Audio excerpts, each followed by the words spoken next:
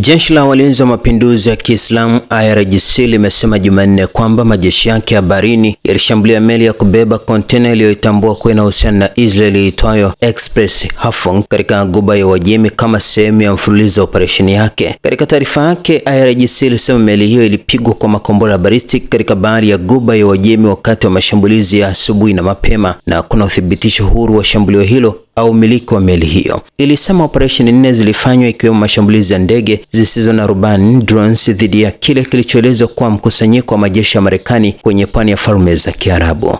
IRGC pia ilisema ililenga mifumo ya ulinzi wa anga inayohusiana na Marekani karibu na Manama na mifumo ya rada katika kituo cha Marekani nchini Kuwait. Ilisema majeshi yake yamekuwa na udhibiti kamili wa mlango wa bahari wa Hormuz na ilionya kwamba harakati yoyote ya maadui itashambuliwa. IDF inasema ulinzi wa anga umezuia makombora yaliyopigwa kutoka Iran. Jeshi la Israel limesema Jumanne kwamba limegundua makombora yaliyorushwa kutoka Iran kuelekea eneo la Israel na ilikuwa ikifanya kazi ya kuyazuia. Katika taarifa yake, jeshi lilisema mifumo yake ya ulinzi wa anga ilikuwa inafanya kazi ili kukabiliana na tishio hilo.